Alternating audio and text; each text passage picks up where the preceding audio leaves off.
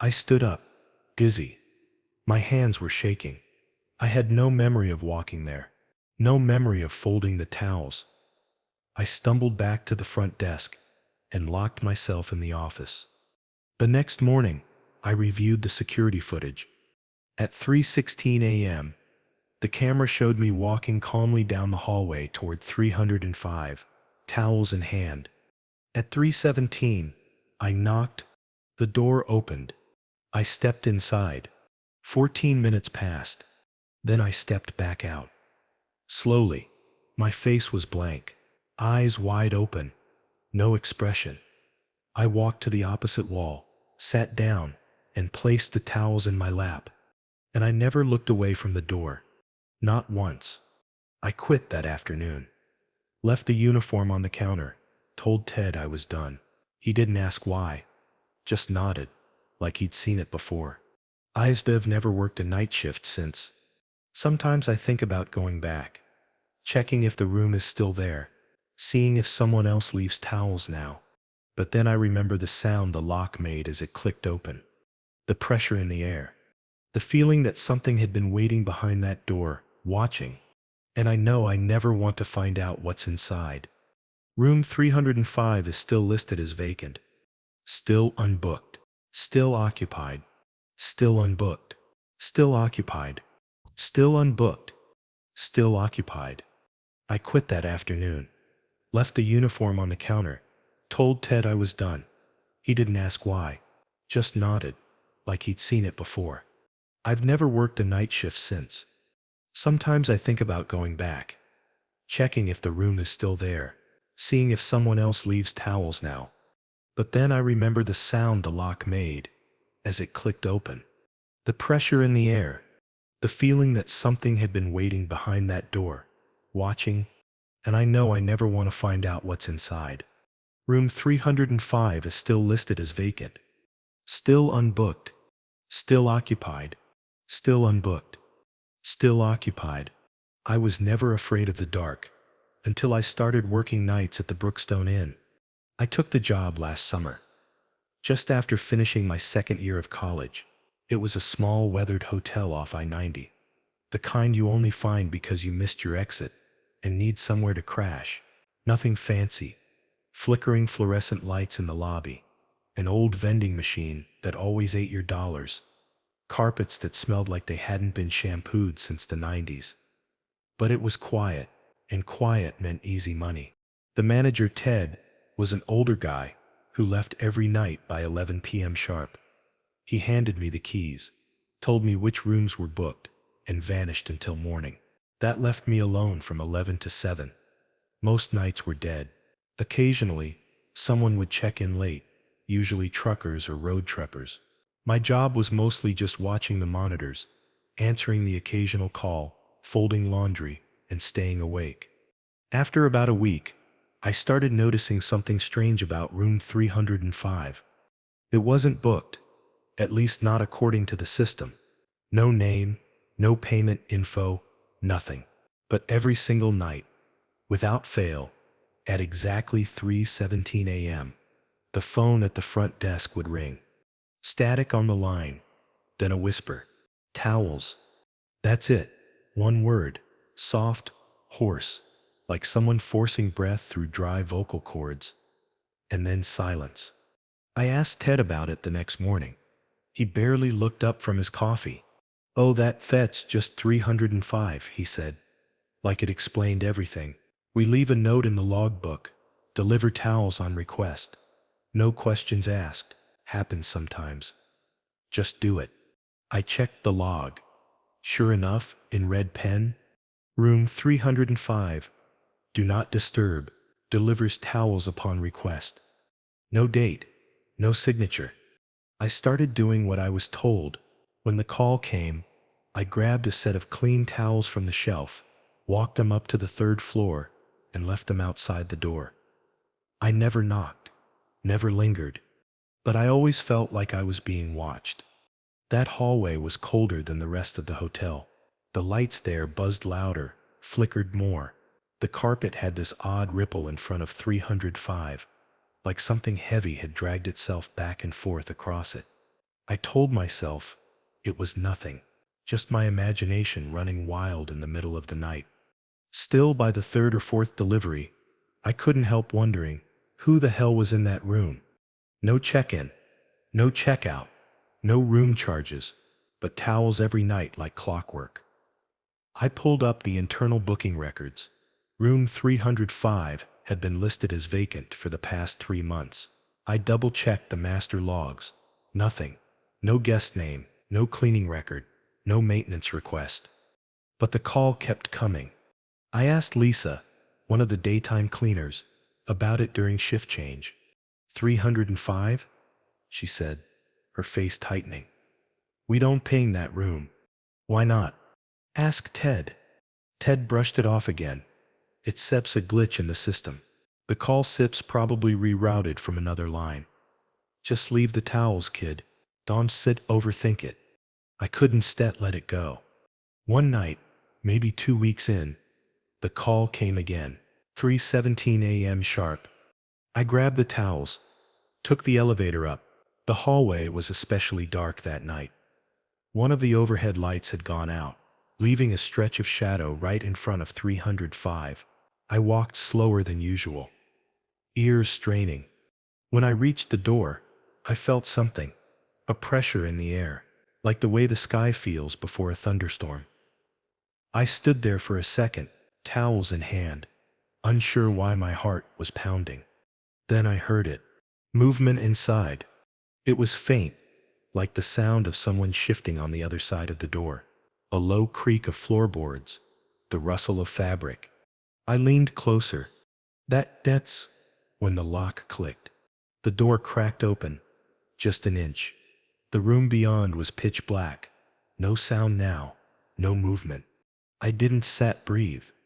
I placed the towels gently on the floor and backed away. When I turned to leave, I swear I saw something shift behind the crack. Just barely.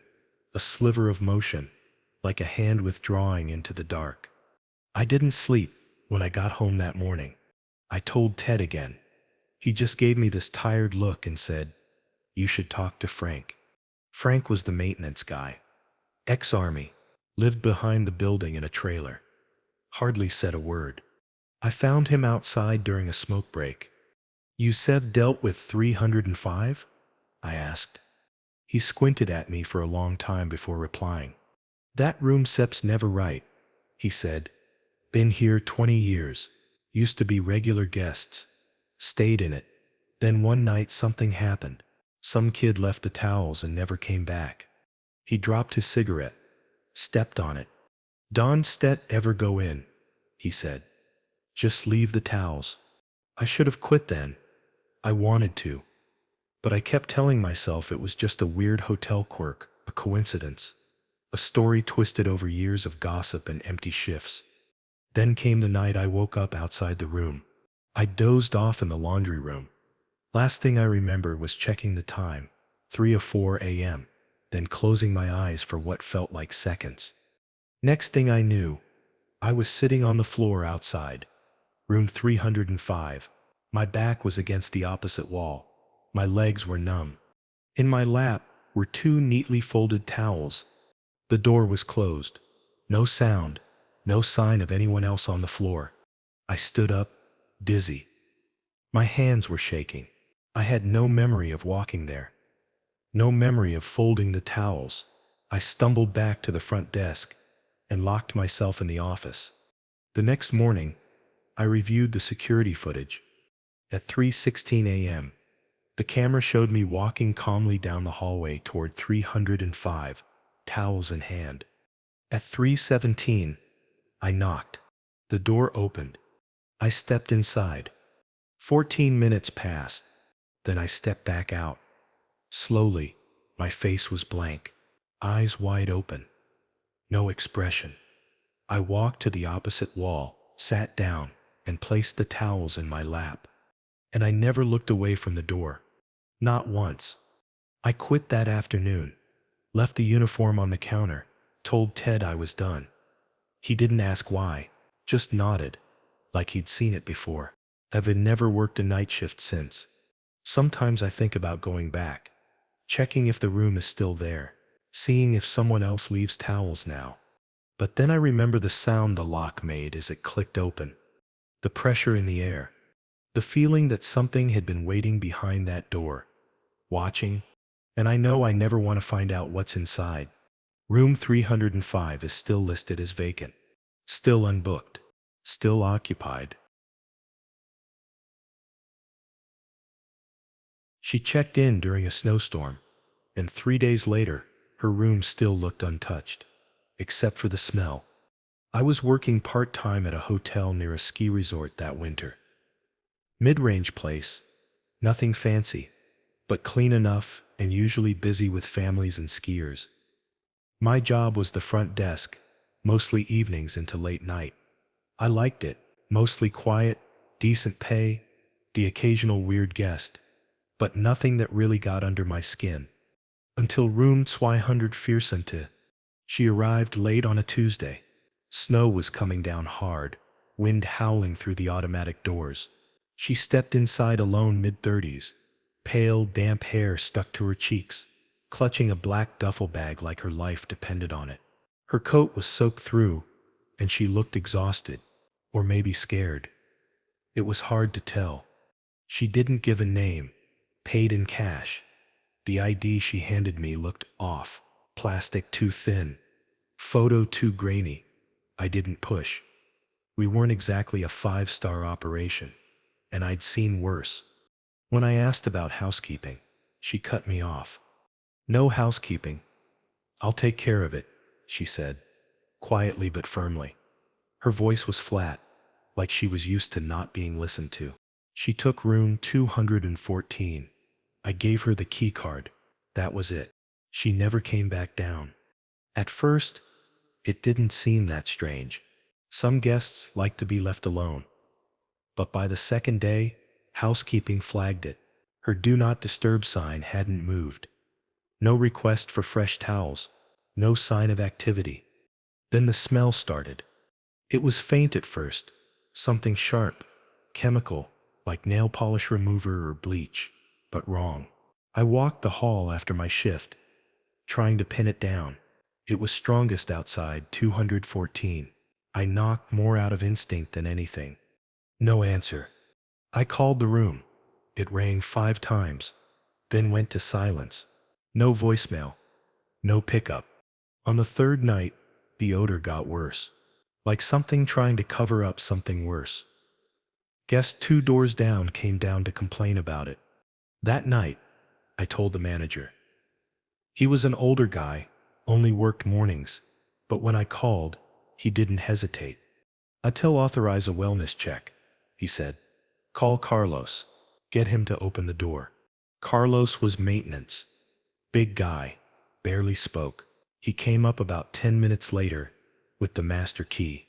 I followed, heart pounding louder than I wanted to admit. The hallway felt colder than usual, lights humming above, carpet silent under our shoes.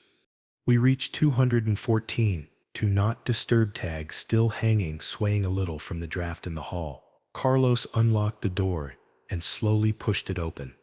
The room was empty, immaculate, bed made, curtains drawn, no signs of food, no discarded clothes. The only thing out of place was the duffel bag in the corner, black, scuffed, zipped shut. I stepped inside, half expecting someone to leap from the closet. Nothing, just silence. The smell was still there, faint now, like it had faded, but unmistakable. We didn't touch anything. Carlos backed out, muttering, "She must have left," and walked off. But that didn't net make sense. I went back downstairs and pulled the surveillance footage. The hallway outside 214 had a camera. I skimmed through the past 3 nights. She never left. From the moment she checked in, there was no footage of her exiting the room. No one went in. No one came out. Except at exactly 3:41 a.m. on the second night, there was one frame, just one, where the feed glitched. Static, then a distorted blur in front of the peephole. It looked like her, but warped, like her face was stretched, staring directly into the camera. I didn't tell anyone. What could I say? That night, I stayed later than usual. It was slow, around 3:40 a.m. I was closing out some receipts when the front desk phone rang. Room 214. I stared at the caller ID for a second. Before picking up, "Front desk," I said. "Nothing." Then soft, almost too quiet to hear, breathing, shaky, close to the receiver. I hung up. I didn't sleep when I got home. I kept replaying that single camera frame in my head. That face, that stillness. The next night, I was back on shift. I tried to act normal, like nothing was wrong, but at 3:41 a.m., the phone rang again. Room 214. Same breathing. This time it lasted longer. Rhythmic, heavy, like whoever it was had been crying. Or worse. I asked the manager again in the morning, begged him to check the room one more time. He shrugged it off. "We saw it was empty. She probably left without checking out." I wanted to believe that. But then the dream started. Every night, for the next week, I dreamed I was in room 214. The bed was perfectly made. The lights buzzed overhead, and I'd walk, always, to the closet. My hand would reach out, slowly, heart pounding. Every time I opened it, and every time she was there, crouched in the dark, face pale and expressionless, her eyes locked on mine from just inches away. And every time she whispered, "Help me," I never left. I told my manager I wanted to seal the room. He laughed, said we couldn't afford to lose the space. I didn't care. I knew something was wrong. A few nights later, a guest from room 210 came down to the front desk. He looked pale, hands shaking. "I woke up," he said, "and there was a woman standing at the end of my bed." He described her exactly. Same hair, same height, same pale skin. She just stood there, didn't move, didn't speak. When he turned on the light, she was gone. That was it. I went straight to the manager the next morning and told him everything, every detail. I showed him the footage, the calls, the dreams. Room 214 was locked that afternoon. For good. They told staff it was due to plumbing issues. But we all knew the truth. No one wanted to be near it. I quit a week later. I didn't make a scene, just packed up and left. I haven't worked in a hotel since. Can't even bring myself to stay in one. And definitely not on the second floor. Because sometimes, when I wake up in the middle of the night, I think about that closet, about how close her face was, how she whispered, "I never left." And I wonder if I'd opened the door just one more time, would I have left either? She barely spoke when I met her, just nodded and turned away, like she'd been waiting a long time for someone to carry her bags upstairs. Back in 2008, I got a job as a bellhop at a historic hotel in Charleston. It was the kind of place people stayed in for the history. Old, creaky, full of character. Original wood floors, brass fixtures, portraits of people who looked like they'd never smiled. I'd only been there a few days when I got my first solo radio call. It was just after 10 p.m. A woman in room 712 had just checked in and needed help with her luggage. The front desk patched the request to me. I didn't think much of it. That kind of thing happened all the time. I was more annoyed the elevator was acting up again, stuck on the second floor, so I had to haul everything up 7 flights by hand. The front desk clerk, Andrew, handed me 2 suitcases waiting near the lobby fireplace. The bags were odd, heavy, like they were packed with rocks, and the leather was old, faded, with worn handles, and frayed stitching like it hadn't been touched in decades. Still, I forced a smile, loaded them on the cart, and started climbing. By the time I hit the 7th floor, I was drenched in sweat. The air was noticeably colder up there, dry and still, like the floor had been cut off from the rest of the hotel. The lights buzzed low overhead, giving the hallway this yellow, sickly glow. Room 712 was near the end of the corridor. The numbers on the doors were faded, but I found it. The moment I raised my hand to knock, the door opened, just a few inches. She was already there. A woman mid-50s maybe, tall, hair pulled tight in a bun. She didn't smile, didn't say anything, just stepped aside and let me in. The room was dim, curtains pulled shut, all the lights off, except for a lamp in the far corner, where a heavy wingback chair sat facing the wall. I tried not to stare, just pushed the cart inside and set the bags beside the bed. "Do you need help unpacking?" I asked. She didn't answer, didn't even look at me. She moved to the door, hand on the knob, like she was done with me. I gave her a polite nod, awkwardly stepped out, and she shut the door behind me. No tip, no goodbye. I walked halfway back to the stairwell before I realized I'd left my radio on the cart. I cursed under my breath and turned around. But before I even reached the room, something felt wrong. The hallway was too quiet. I knocked once. No answer. Tried again. Nothing. I tried the handle. It was locked. Just as I turned to leave, I heard it, a thud from inside the room. Then another.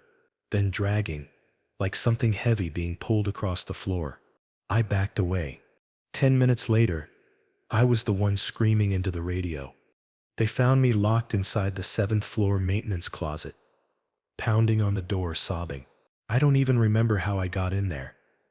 Just flashes, something cold grabbing my wrist, the feel of the closet handle under my palm, the door slamming shut behind me. When security finally let me out, I couldn't stop shaking. I tried to tell them, tried to get the words out. "Her hands," I stammered. "They weren't sit normal. Her eyes, they were gone, just skin." They thought I was having a panic attack, maybe heat stroke. They took me downstairs, gave me water. Andrew, the front desk guy, called in the manager.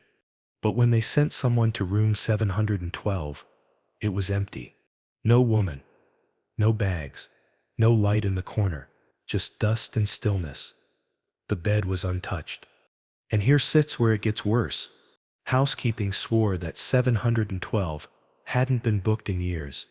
That whole section of the floor was supposed to be sealed off during renovations in 2003. Some kind of water damage. Management never reopened it. There shouldn't have been anyone there. We pulled the floor plans. There was no room 712. But my master key logged in the system had unlocked something in that hallway at 10:22 p.m. The record showed the door opening once, never closing. No entry, no exit. I quit the next day. Couldn't get that cold feeling out of my chest, like something was still wrapped around me. I told myself to move on. Told myself it didn't matter, that maybe it was a breakdown. Maybe the job got to me. But a month later, I came back. Stupid, I know, but I'd been drinking, and some part of me needed to prove it to myself, that it wasn't just in my head, that I wasn't crazy. I snuck in around midnight, took the service stairs. 7th floor still looked the same. Dim, yellow lights buzzing, walls faintly stained with watermarks. I walked past the sealed section. At the very end, I saw it. Room 712, just like before. The door wasn't stepped locked. I pulled out my phone, hit record, and stepped inside. They never found me.